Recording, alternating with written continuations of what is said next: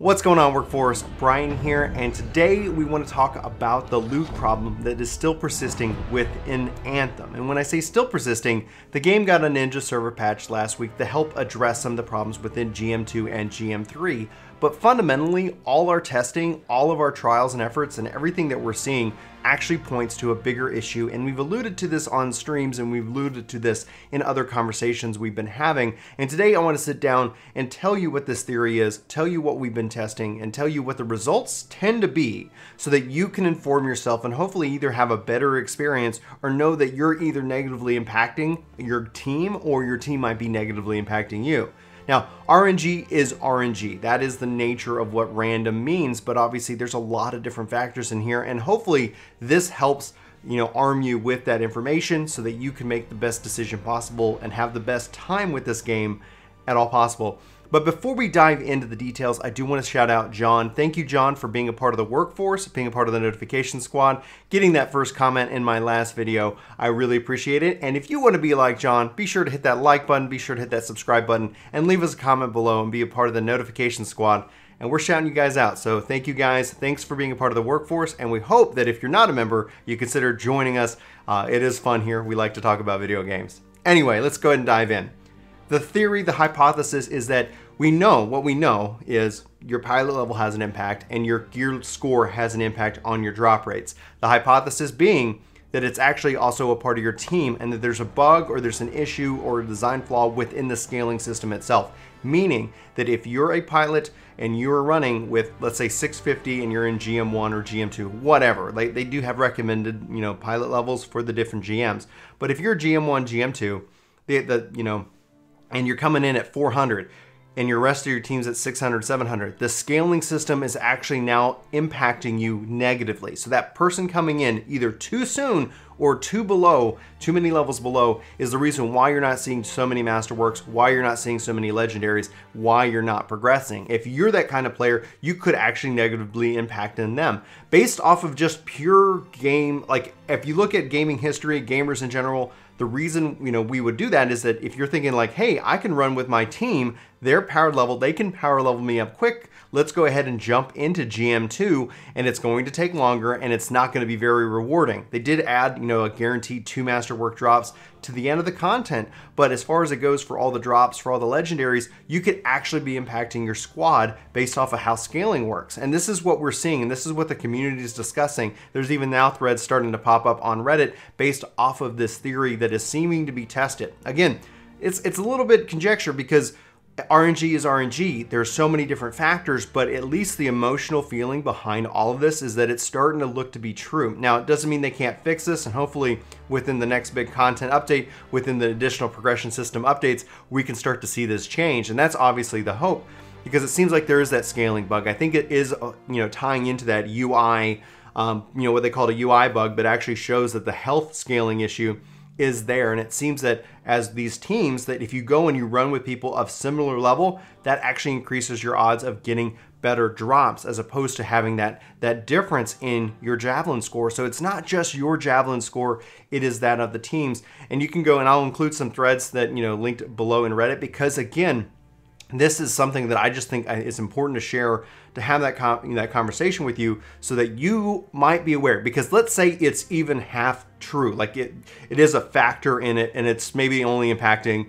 like 20% of it. Still, that 20% could be the difference between getting that legendary or getting a masterwork, or getting that blue that does nothing for you whatsoever and could be ultimately frustrating.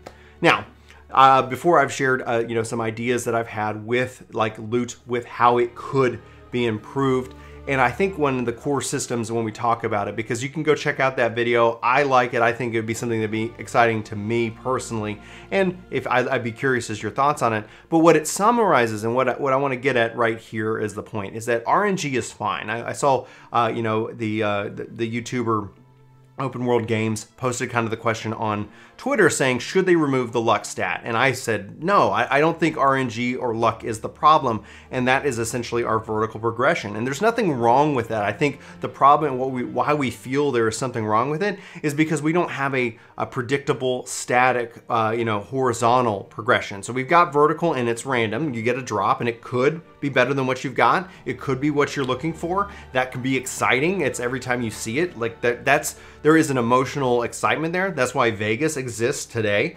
But because there is also no predictable, when I talk about that horizontal, oh, I put in 10 hours worth of game time, I would expect to see some form of result, you know, like you're kind of chipping away at the grind, which is, this is an RPG, so there's going to be a grind. Because we don't have that, once you hit level 30, there is none of that. That is, I think, where a lot of the frustration comes in. And they've alluded to that they're talking about what is the content grind, what is that loop post level 30. We're going to just have to wait and see how that plays out, how that factors into the overall game itself. So that's, I think that's really where the game is missing, and hopefully we'll see them address that. They've already talked about it. They're not ready to show it off. And whatever they decide to do, I think if we have some kind of predictable form of progression, you can keep the RNG, you can keep the luck stack, you can keep all of this, just probably fix the scaling issue, and then I think you'll see a lot of people helping out. I think, you know, there's a lot they can do with this game. One of the really cool things, I'm going to say this now, is that I'm actually not worried at all for the future of this game based off of just how people keep asking, hey, should I come play? Is it ready for me to come play? And I think I want to explore that answer and that question more in depth in another video for another day.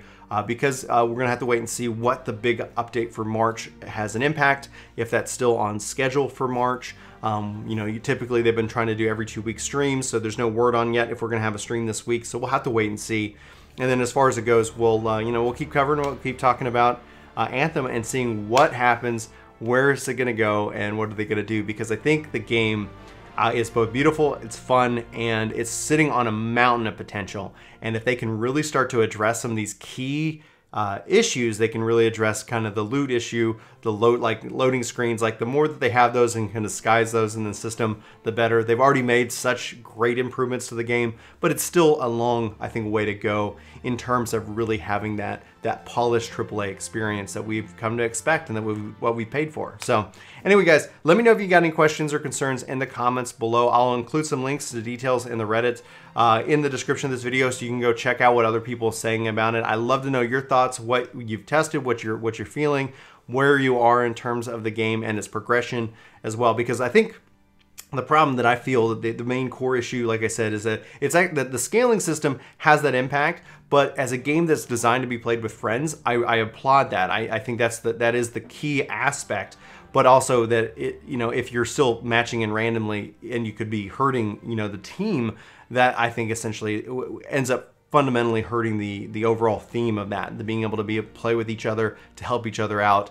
And if this ends up being like absolute fact, I would venture to bet that it's a bug, if anything else, but they need to be aware of it. They need to look into it. You need to get it fixed, or they need to kind of, you know, take off the, you know, the veil to show us actually what's happening beneath it. And I think obviously a stat screen and stuff like that goes a long way, because then we can get some real measurable fact, like, hey, I'm running this kind of luck and this it is. But like I said, RNG is RNG. We'll have to wait and see how it plays out. And if we could get some measurable prediction, check out the other video you guys haven't. I'd love to know your thoughts on that. Link will be in the description, as well as a title card and whatever. But guys, for Work to Game, my name is Brian. Thank you so much for watching this video. Hope you have a fantastic day. I'll talk to you soon. Take care. Hey guys, it's me, Brian. Thanks so much for watching this video. If you're new here, we hope you hit that subscribe button, check us out. We talk a lot about video games, and we hope to at least hear from you in the comments below. We also try to respond to our comments. You know, we really appreciate the comments, the discussion, all the various points of view that everybody is so kindly, I guess, and politely or impolitely shares with us from time to time. So anyway, guys, again, thanks for watching this video. We hope you hit that like button. We hope you hit that subscribe button. Come back for more content each and every day. We post a lot around here, and we'd love to hear from you about what you like about video games and everything, and especially if you have any questions that you're stuck on in anything. So anyway, signing off. See you next time.